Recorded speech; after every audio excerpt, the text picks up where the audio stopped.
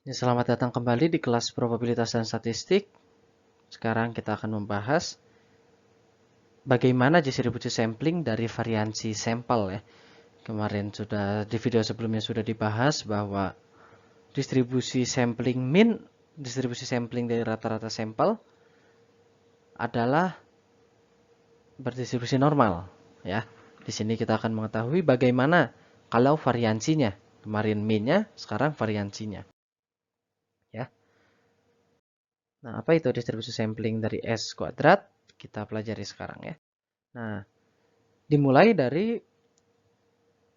ya kita selain ingin mempelajari mean dari populasi ya kita juga ingin mempelajari variansi dari populasi ya tentunya itu adalah salah satu tujuan kita di sini. Kita mulai penurunannya dari mana dasarnya distribusi sampling S kuadrat ini. Pertama kita asumsikan kita ambil random sampling berukuran N dari populasi berdistribusi normal. Dengan mean diketahui mu dan variansi diketahui sigma kuadrat. Nah, variansi sampel kita hitung, maka kita akan mendapatkan nilai dari statistik S kuadrat. Nah, kita hitung S kuadrat. Pertama kita berangkat dari variansi, yaitu XI dikurangin mu kuadrat.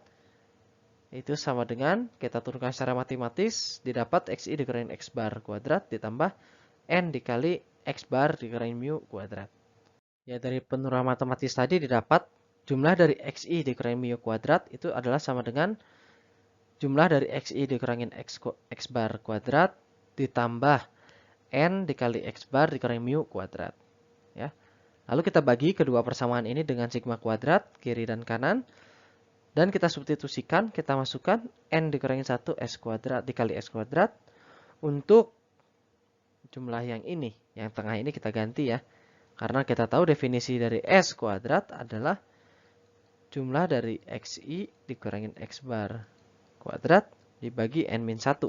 Jadi suku ini kita ganti dengan N-1 kali S kuadrat.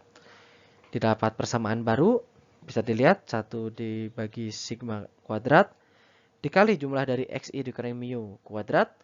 Itu sama dengan N-1 dikali S kuadrat dibagi sigma kuadrat ditambah X bar dikurangin mu kuadrat dibagi sigma kuadrat per N. Ya.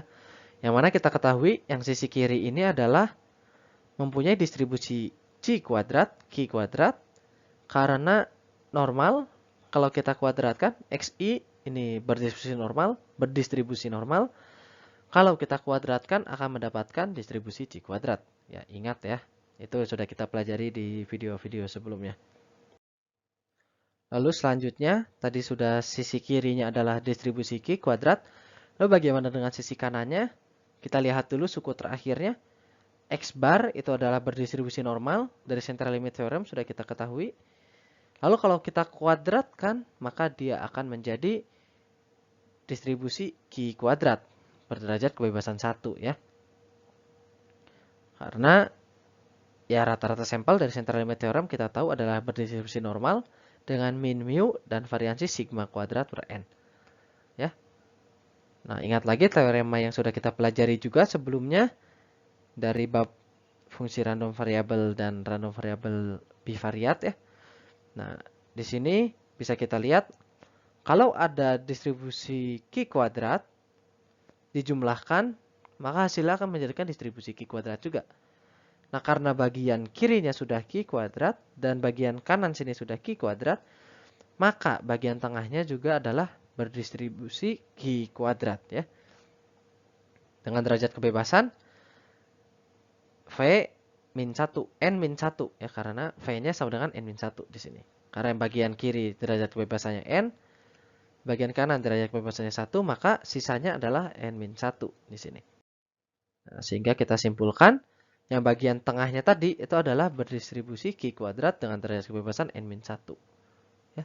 N min 1 dikali S kuadrat dibagi sigma kuadrat. Ya, ini adalah distribusi sampling dari S kuadrat ya. Jadi statistik Q kuadrat itu adalah sama dengan N-1 dikali S kuadrat dibagi sigma kuadrat. Ini mempunyai distribusi Q kuadrat dengan N-1 derajat kebebasan.